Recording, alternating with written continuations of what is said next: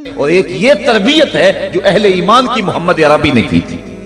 313 ہو کے جبل کی قوتوں کے خلاف کھڑے ہو گئے. جب عمیر نے جا کے رپورٹ دی نا ابو جہل کو کہ وہ تو 3 اونٹ کھا سکیں گے اور 300 سے کچھ کم اور کچھ زیادہ ان کی تعداد ہے، اس سے زیادہ نہیں ہے، میں خوب وادیاں دیکھ آیا ہوں، میں خوب ٹیلے دیکھ آیا ہوں. تو ابو جہل نے سنادید قریش کو بلا کر کہا عمیر کی رپورٹ سنو کتنی حوصلہ افزا ہے. صبح لڑائی کی نوبت نہیں آئے گی، صبح تو رسیاں کٹھی کرو اور جکڑ جکڑ کے مسلمانوں کو اونٹوں کی پشتوں پہ باندھ لیں گے اور پھر سین حرم میں جا کے کعبۃ اللہ کی دیواروں کے ساتھ باندھ دیں گے. لوگوں کو تماشا دکھایا کریں گے کہ یہ نیا دین لے کر آئے تھے اور یہ ان کا کیا حال ہے. جب اس نے رعونت بھرے اپنی زبان سے یہ جملے نکالے تو عمیر جو سارا منظر اپنی آنکھوں سے دیکھ کر آیا تھا، ابن حشام میں لفظ موجود ہیں، اس نے کہا وَلَٰكِنْ رَأَيْتُ یا معشر قریش البلایا تحمل المنایا. اے قریش کے سرداروں اتنے بھی تکبر میں نہ آؤ، میں اپنی ان آنکھوں سے دیکھ کر آیا ہوں کہ یثرب کی اونٹنیاں اپنی پشتوں پہ نری موتیں اٹھا کے لے آئی ہیں. ان کے بدن پہ چیتھڑے ہیں، ان کے پیٹ کمر سے لگے ہوئے ہیں، لیکن وہ زخمی سانپوں کی طرح پیچ و تاب کھا رہے ہیں. کل ان میں سے کوئی نہیں مرے گا جب تک تم میں سے ایک ایک کو لڑ نہیں جاتا. تم تو یہ کہتے ہو رسیاں کٹھی کرو، میرا مشورہ مانتے ہو تو رات کے اندھیرے میں بھاگ سکتے ہو تو بھاگ جاؤ. اس قوم سے لڑنا تمہارے بس کا روگ نہیں ہے جو مرنے کے لیے آئی ہے. اتنی بڑی قوت کو دیکھ کر ان کے سینے میں خوف پیدا نہیں ہوا، بلکہ آپ جانتے ہیں بدر کی تاریخ گواہ ہے کہ 2 گھوڑے تھے. ایک روایت میں صرف ایک گھوڑا تھا، 6 زرہیں تھی، 8 تلواریں تھیں، 70 اونٹ تھے، اور جن کے پاس تلواریں نہیں تھیں انہوں نے کھجوروں کے ڈنڈے توڑ لیے اور ہواؤں میں لہرانے شروع کر دیے. جب یہ ملکوتی قافلہ مدینے سے باہر نکل رہا تھا، دکانوں پہ یہودی عیسائی بیٹھے تھے. انہوں نے کہا مسلمانوں کس بل بوتے پہ جا رہے ہو، کس برتے پہ جا رہے ہو، کون سا آسرا ہے تمہارا، آلات حرب و ضرب تو تمہارے پاس موجود نہیں، اتنی بڑی قوت سے ٹکرانے جا رہے ہو جو کیل کانٹے سے اور اسلحے سے آلات حرب و ضرب سے لیس ہو کے آئی ہے، تم مقابلہ کیسے کر پاؤ گے، کس بل بوتے پہ جا رہے ہو. حضور کملی اوڑے ساتھ ساتھ چل رہے تھے. صحابہ نے اشارہ کر کے کہا نہ تیغ و تیر پر تکیا، نہ خنجر پر، نہ بالے پر، بھروسہ ہے تو اس سادی سی کالی کملی والے پر.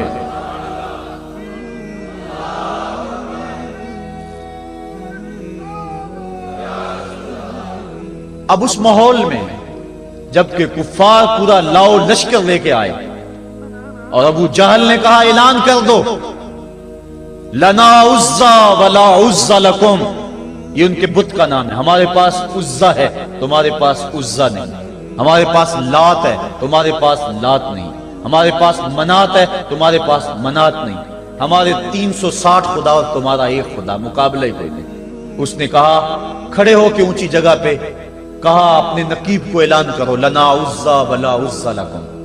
حضور کے کانوں میں آواز پڑی، فرمایا علی تم بھی اونچے ٹیلے پہ کھڑے ہو جاؤ اور تم ان کو جواب میں کہو اللہ مولانا ولا مولا لکم، اللہ ہمارا مولا ہے تمہارا مولا کوئی نہیں ہے. اور پھر حضور نے سجدے میں سر رکھ دیا. سجدہ اتنی بڑی قوت ہے، ہزاروں ایٹم بمبوں کے اندر وہ قوت نہیں ہے جو سجدے کے اندر طاقت رکھ دی. آج دنیا سے ہم ڈر رہے ہیں اس لیے کہ ہمارے سجدے چھن گئے ہیں، ہمارے سجدوں کی آبرو چھن گئی ہے، ہمارے سجدوں میں وہ حرارت اور گرمی نہیں رہی، وہ رقت اور وہ نرمی نہیں رہی. بدر کا میدان ہے، 1000 کا لشکر جرار مقابلے میں ہے اور وہ پورے لاؤ لشکر کے ساتھ ناز و تفاخر کے اندر مسلمانوں کو ملیا میٹ کر دینے کے جذبوں سے دانت پیس رہے ہیں کہ آج مسلمانوں کو کچا چبا دیں گے. مسلمانوں کے ساتھ پاس صرف 8 تلواریں اور ان کے بطن میں کھانے کے لیے کچھ نہیں. جس کھجور کو چوس کے روزہ رکھتے ہیں اسی کھجور کو چوس کے روزہ افطار کرتے ہیں. یہ حالت مسلمانوں کی، بدن پہ چتھڑے لگے ہوئے کپڑے ہیں، عجیب حالت ہے. پھر کون سا آسرا تھا جو مسلمانوں کے کام آیا؟ مصطفیٰ کریم نے مسجد عریش میں سجدے میں پیشانی جھکا دی. حضرت ابو بکر صدیق رضی اللہ تعالیٰ عنہ فرماتے ہیں میں حضور کے ساتھ تھا، ساری رات مصطفیٰ روتے رہے، آنکھوں میں آنسو ہیں. حضور کی چادر سر انور سے سرک کے حضور کے کندھوں پہ آ جاتی، پھر کندھوں سے پشت پہ آ جاتی. میں اٹھا کے حضور علیہ السلام کے سر پہ رکھتا اور کہتا حضور بس کرو. حضور بار بار روتے اور اللہ کی بارگاہ میں سجدے میں سر ڈال کر التجائیں کرتے، لفظ کیا تھے محبوب کی زبان پہ، آج تک ایسی ناز والی دعا کسی نے نہیں کی ہے جی جیسی دعا مصطفیٰ جان رحمت نے کی۔ مصطفیٰ کریم سجدے میں سر رکھا ہے اور کیا کہا، اللہم ان تہلک ہذہ العصابہ لم تعبد فی الارض ابدا۔ میرے مالک میں نہیں کہتا کہ ان لوگوں کو بچا لے، دیکھ میری زندگی کی کمائی یہی 313 ہے جو میں تیری چوکھٹ پہ لے کے حاضر ہو گیا ہوں۔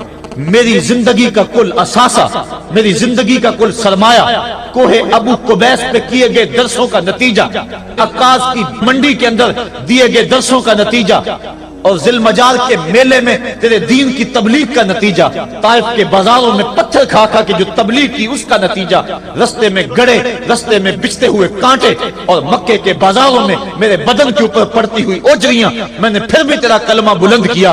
میرے مالک میری پوری زندگی کا گداز، میری پوری زندگی کا سرمایہ، میری زندگی کے آنسو، میری زندگی کا رونا سینے حرم کے اندر کعبۃ اللہ کی چھاؤں کے میں سجدے کر کر کے، کوئی کبھی میں نے عمر مانگا، کبھی میں نے حمزہ مانگا، تیرے دین کے لیے میں نے جو ایک ایک کر کے تنکا جوڑا اور یہ ایک چھوٹا سا گھونسلہ بنایا، یہ گھونسلہ اب بجلیوں کی زد میں ہے، کفار کی بجلیاں اس گھونسلے کو جلا دینا چاہتی ہیں۔ میرے مالک میں یہ نہیں کہتا کہ میرا گھونسلہ اور میری یہ مٹھی بھر جماعت اور یہ چند میرے لوگ اور یہ میرا سرمایہ اور اثاثہ، میری پوری زندگی کی کمائی، میری جوانی کا سرمایہ جو میں نے تیرے سامنے لا کے رکھ دیا ہے، میں یہ نہیں کہتا ان کو بچا لے، لیکن میرے مالک اگر یہ نہ رہے تو قیامت تک پھر تجھے بھی خدا کوئی نہیں کہے گا۔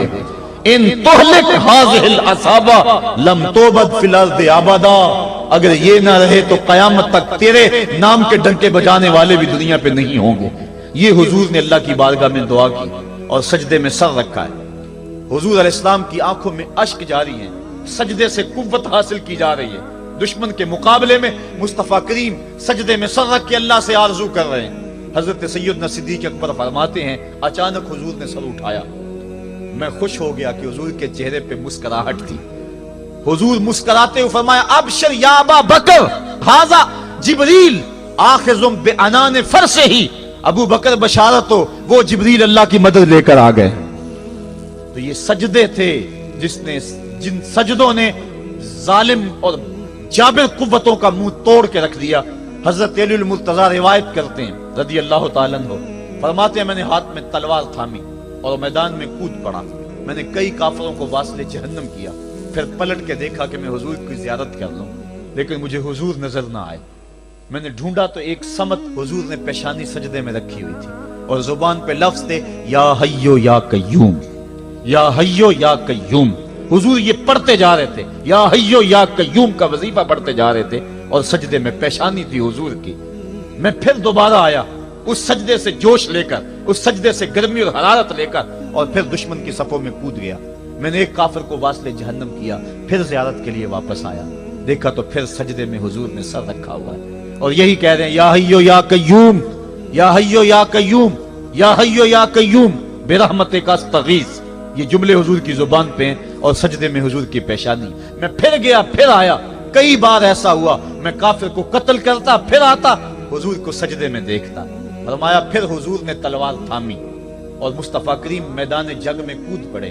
لوگ بڑھ چڑھ کے دشمنوں پہ حملہ کرتے تھے، لیکن جو سب سے آگے کافروں کی صفوں میں کود کے حملہ کر رہا تھا وہ آمنہ کا لال محمد مصطفیٰ صلی اللہ علیہ وسلم۔ تو سجدے سے وہ قوت ملتی ہے، سجدے سے وہ نور اور روشنی ملتی ہے کہ پورے زمانے میں اجالا کیا جا سکتا ہے۔ آج 56-57 اسلامی ملک دنیا کے سامنے رسوا ہو رہے ہیں اور دنیا کے سامنے سجدہ ریز ہیں، اس لیے کہ وہ ایک خدا کے سامنے سجدہ کرنا بھول گئے ہیں۔ ایک سجدہ جسے تو گراں سمجھتا ہے 1000 سجدے سے آدمی کو دیتا ہے نجات۔ آؤ اس کے حضور جھکو، اس کے حضور جھکنے والا کسی کے آگے نہیں جھکتا۔ سجدہ اس کو قوت دیتا ہے، تو راز کن فکاں ہے، اپنی آنکھوں پر عیاں ہو جا، خودی کا راز نہ ہو جا، خدا کا ترجمہ ہو جا، خودی میں ڈوب جا غافل، یہ سر زندگانی ہے، نکل کر حلقہ شام و سحر سے جاویداں ہو جا، گزر جا بن کے سیلے تندرو کوہ بیاباں سے، گلستان راہ میں آئے تو جوئے نغمہ خواں ہو جا۔ مالک کے حضور جب بندہ عزت سے سر جھکا دیتا ہے، اللہ کی رحمتیں بندے پہ نازل ہوتی ہے۔ ایک روایت میں آتا ہے جب بندہ نماز کے لیے کھڑا ہوتا ہے، ابھی اس نے سجدے میں جانا ہوتا ہے، ابھی وہ قیام ہی کرتا ہے، اللہ فرماتا ہے میرے بندے کے گناہ جو ہیں اس کے بدن سے نکال کے ایک سمت کر دو، تاکہ میرا بندہ اس حالت کے اندر میرے حضور حاضر ہو کہ وہ گناہوں سے پاک اور صاف ہو۔ حضرت نبی رحمت صلی اللہ علیہ وآلہ وسلم فرماتے ہیں کہ پھر اس کے سارے گناہ اس کے بدن سے اتار کے ایک سمت رکھ دی جاتے ہیں، اور بندہ مصلی پہ سبحان ربی العالی کے نغمے الاپتا ہے، رکوع کرتا ہے، سجدے کرتا ہے، جب سلام پھیر کے نماز ختم کر کے دعا کر کے جانے لگتا ہے تو فرشتے عرض کرتے ہیں مالک یہ جو گناہ اتار کے ایک سائیڈ پہ رکھے تھے یہ دوبارہ اس کو دے دیں؟ اللہ فرماتا ہے جس کی جھولی سے گناہ نکال لیے تھے دوبارہ اس کی جھولی میں نہیں ڈالیں۔ اللہ اکبر۔ اور ایک روایت کے لفظ ہیں کہ جب بندہ نماز کے لیے کھڑا ہوتا ہے اس کے کندھوں کے اوپر سارے گناہ آ جاتے ہیں اور اس کے سر پہ اوپر گناہ آ جاتے ہیں، جب رکوع میں جاتا ہے تو کندھوں والے گناہ گر جاتے ہیں، اور جب بندہ سجدے میں سر رکھتا ہے تو اللہ تعالیٰ اس کے سارے گناہوں کو ختم کر دیتا ہے اور وہ بالکل پاک ہو جاتا ہے۔ حضرت سلیمان فارسی ایک دن ایک درخت کے نیچے کھڑے تھے، آپ نے درخت کی شاخ کو پکڑ کے جنبش دی، حرکت دی، موسم خزاں تھا، درخت کی شاخ کے سارے زرد پتے گر گئے۔ ایک صحابی پاس کھڑے تھے، انہیں پوچھنے لگے عثمان تو نے مجھے پوچھا نہیں کہ میں نے درخت کی شاخ کو یوں ہلایا کیوں ہے؟ انہوں نے کہا اچھا پھر آپ بتا دیں کہ آپ نے درخت کی شاخ کو یوں کیوں ہلایا ہے؟ کہا سنو پھر ایک دن میں اور چند صحابہ حضور کے ساتھ جا رہے تھے، رستے میں ایک درخت آیا، اس کے نیچے حضور کھڑے ہوئے، حضور نے اس طرح درخت کی شاخ کو پکڑ کے ہلایا، یوں پتے جھڑ گئے، ہم اس منظر کو دیکھتے رہے۔ حضور علیہ السلام نے فرمایا سلمان فارسی تو نے مجھے پوچھا نہیں کہ میں نے اس درخت کی شاخ کو یوں کیوں ہلایا ہے؟ تو میں نے عرض کی حضور آپ بتا دیں کہ آپ نے کیوں ہلایا ہے؟ فرمایا سلمان جس طرح اس درخت کی شاخ کو ہلایا گیا اور سارے پتے جھڑ گئے، جب کوئی بندہ سجدے میں سر رکھتا ہے نماز پڑھتا ہے اس کے سارے گناہ دھل جاتے ہیں اور وہ پاک اور صاف ہو جاتا ہے۔ ایک دن فرمایا صحابہ اگر کوئی بندہ اس کے گھر کے سامنے سے نہر گزرتی ہو اور وہ دن میں 5 مرتبہ اس نہر کے اندر غسل کرے تو بتاؤ اس کے بدن کے اوپر کوئی میل کچیل رہ جائے گا؟ عرض کی نہیں۔ فرمایا اس طرح جو 5 نمازیں پڑھتا ہے اس کے بدن کے اوپر گناہوں کا میل نہیں رہتا۔ فرمایا الصلاۃ معراج المومنین، نماز مومنوں کا معراج ہے۔ عماد الدین الصلاۃ، نماز دین کا ستون ہے۔ حبب الی من دنیاکم ثلاث الطیب والنساء وجعلت قرۃ عینی فی الصلاۃ، مجھے تمہاری دنیا سے صرف 3 چیزیں پسند ہیں، خوشبو، منکوحہ بیویاں اور میری آنکھوں کی ٹھنڈک نماز میں رکھی ہے۔ اور حضور نے یہ بھی ارشاد فرمایا من ترک الصلاۃ متعمدا فقد کفر، جس نے جان بوجھ کے نماز چھوڑی گویا اس نے کفر ہی تو کیا، یعنی کافروں والا کام کیا۔ حضرت امام فخر الدین رازی نے تفسیر کبیر میں لکھا حافظوا علی الصلوات والصلاۃ الوسطی، اس آیت کریمہ کے تحت ایک عورت مدینے کی گلیوں میں چیخ رہی ہے اور کہنے لگی مجھے حضور کے در کا پتہ بتاؤ۔ حضور کی چوکھٹ کا پتہ بتلایا گیا، وہ حاضر ہوئی۔ آقا کریم صلی اللہ علیہ وسلم کی خدمت میں عرض کی حضور میرا خامد سفر پہ گیا ہوا تھا اور میں نے اس کی عدم موجودگی کے اندر زنا کر لیا، حمل ٹھہر گیا اور جو بچہ پیدا ہوا میں نے مارے شرم کے اس بچے کو سرکے کے مرتبان میں ڈال دیا اور پھر اسی سرکے سے میں لوگوں کو فروخت کرتی رہی ہوں۔ اب جب کہ میرا ضمیر جاگا ہے میں آپ کی خدمت میں حاضر ہوئی، مجھے بتایا جائے کہ میرے گناہ کا بھی کوئی کفارہ ہے۔ حضور نے ارشاد فرمایا جو تو نے زنا کیا ہے اس کی سزا رجم ہے چونکہ تو شادی شدہ ہے، اور جو تو نے بچے کو قتل کیا ہے قتل کی سزا قتل ہے، اور جو تو نے سرکہ بیچا ہے فقد ارتکبت کبیرہ، تو نے کبیرہ گناہ کیا ہے، اس کی سزا تو قیامت کے دن پائے گی۔ اس کے بعد حضور فرمایا ان تینوں گناہوں کی یہ سزا ہے، لیکن جس طرح تو گھبرائی ہوئی آئی تھی میں تو یہ سمجھا تھا شاید تیری نماز اثر قضا ہو گئی ہے۔ اب آپ اندازہ کریں کہ نماز کی اہمیت کیا ہے اور ہم اس باب میں کتنی سستی کرتے ہیں۔ کسی سے پوچھا جائے نا آؤ نماز پڑھنے چلے، وہ کہتے ہیں بس یار میرے کپڑے پلید ہیں، کپڑے میرے پاک نہیں ہیں۔ تیرے کپڑے کیسے پاک رہ سکتے ہیں؟ تو اللہ کے حضور جھکنا نہیں جانتا، تیرے کپڑے بھی پلید ہیں، تیرا دل بھی پلید ہے، تو اس کے حضور جھک کے تو دیکھ، تن بھی ستھرا کر دے گا، تیری روح کو بھی پاکی دے دے گا، تیرے قلب کو بھی طہارت بخش دے گا۔ تو اس کے حضور آ جھک، اس کے حضور سجدوں سے اللہ کے حضور خراج پیش کر اپنی محبتوں کا جب بندہ سجدے میں سر رکھتا ہے اللہ فرشتوں میں فخر کرتا ہے، میرے بندے کو دیکھو نا، بالآخر میرے حضور ہی جھکا ہے نا، کتنے گناہ کیے اس نے، کتنے جرم کیے اس نے، لیکن بالآخر میرے حضور آیا اور اپنے گناہوں کی معافی مانگتا ہے، فرشتوں گواہ ہو جاؤ میں نے اپنے اس بندے کی مغفرت فرما دی۔ تو اللہ کے حضور نماز پڑھنے والا، بلکہ ایک روایت مسند امام احمد بن حنبل میں موجود ہے، حضور فرمایا جب بندہ نماز کے ارادے کے لیے اٹھتا ہے اور وضو کرنے کے لیے جب پانی کا پہلا قطرہ چلو پہ لیتا ہے، جو ہی اس کے بدن سے وضو کا پانی چھوتا ہے اللہ اس کے گناہوں کو معاف فرما دیتا ہے۔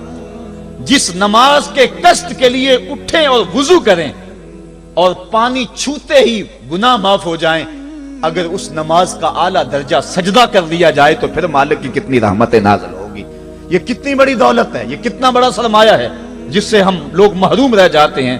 آؤ اللہ کی رحمتیں سجدے میں ڈھونڈے، سجدے میں پیشانی رکھ کے جب ہم اس کی رحمت کو مانگے تو وہ مالک ہمارے اوپر رحمتیں نازل کرے گا۔ آج پوری دنیا کے اوپر مسلمانوں کے ساتھ جو حالات ہیں وہ کسی سے مخفی نہیں، کوئی کہتا ہے کہ معاشی طور پہ مسلمان کمزور ہیں، اس وجہ کو بھی میں تسلیم کرتا ہوں، مسلمان کے پاس آلات حرب و ضرب بھی موجود نہیں ہیں، اس وجہ کو بھی تسلیم کر لیا جائے، سیاسی طور پہ مسلمان کمزور ہیں اس وجہ کو بھی تسلیم کر لیا جائے، یہ ساری وجہیں اپنی جگہ پہ، لیکن یہ بھی تو سنو مسلمانوں کی تعداد اس وقت 1,40,00,000,000 ہے، افرادی قوت اتنی کبھی بھی مسلمانوں کی نہیں ہوئی تھی، اس وقت مسلمانوں کے پاس ایٹمی طاقت موجود ہے، اتنی قوت عسکری کبھی بھی مسلمانوں کے پاس نہیں ہوئی تھی، 56 اسلامی ملک ہیں جن میں قیمتی معدنیات سے اور تیل کی دولت سے اور سونے کی قیمتی معدنیات سے یہ مسلمان مالا مال ہیں، کیا کچھ نہیں ہے جو مسلمانوں کے پاس نہ ہو، لیکن ایک دولت چھن گئی مسلمانوں کے پاس، وہ سجدے کی آبرو، وہ سجدے کی عزت، وہ پیشانی رکھ کے اس رب کو پکارنا جو سب سے اعلیٰ ہے، جو سب سے بالا ہے،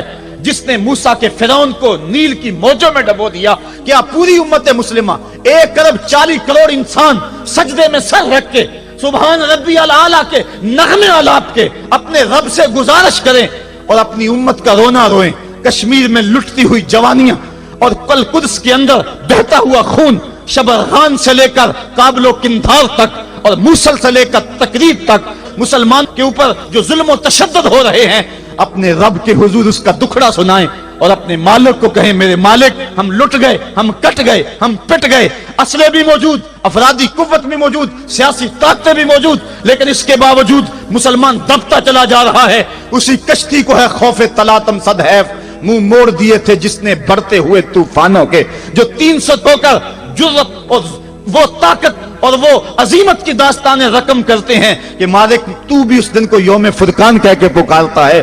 آج وہ امت بیچ منجدار کے اس امت کی کشتی ہچکولے کھا رہی ہے، ہماری فریاد، ہمارا استغاثہ تیرے سے ہے، میرے مالک ہمارا کھویا ہوا وقار بحال کر دے اور اس امت کو اس مرتبہ کمال تک پہنچا دے جس مرتبہ کمال تک یہ امت پہلے پہنچی تھی، اور ان کا کھویا ہوا وقار بحال کر دیا جائے۔ آج بھی ہم اگر سجدوں سے اپنے رب کو منا لیں اور وہ روٹھا ہوا رب آج بھی ہماری مدد کے لیے آ جائے تو پھر کوئی قوت، کوئی طاقت ہمیں نہیں لٹاڑ سکتی۔ آئیے ہم سجدے سے اپنے مالک، اپنے خالق اور اپنے رازق کے حضور اپنی محبتوں اور اپنی الفتوں کا خراج پیش کریں۔ نماز ایک ایسی عبادت ہے جس کا حکم قرآن میں 750 مرتبہ کے قریب دیا گیا۔ اور ایک آخری بات عرض کر کے اپنے موضوع کو سمیٹنا چاہوں گا، میرے اور آپ کے آقا مولا حضور نبی رحمت صلی اللہ علیہ وسلم پر جب وقت آخر آیا تو آخری وصیتیں جو حضور نے اپنی زندگی میں کی وہ کیا تھی؟ 2 وصیتیں تھی حضور کی آخری، جب حضور ایام مرض میں تھے، اور آخری وصیتیں اس کے بعد حضور نے کوئی کلام نہیں کیا، وہ یہی تھا الصلاۃ الصلاۃ الصلاۃ الصلاۃ، لوگوں میں تمہیں نماز کی تاکید کرتا ہوں، میں نماز کی تاکید کرتا ہوں۔ اور دوسرا فرمایا جو تمہاری ملک میں تمہارے غلام اور تمہاری لونڈیاں ہیں ان کے ساتھ حسن سلوک کی تاکید کرتا ہوں۔ یہ آخری 2 باتیں تھی جو حضور نے ارشاد کی، حقوق اللہ کے حوالے سے نماز اور حقوق العباد کے حوالے سے حضور نے کمزوروں کے حق ان تک پہنچانے کی تاکید امت کو دی، اور اس کے بعد پھر حضور انتقال کر گئے۔ آئیے ہم سجدوں سے اپنے رب کو راضی رکھیں، اللہ مجھے آپ کو توفیق عمل عطا فرمائے۔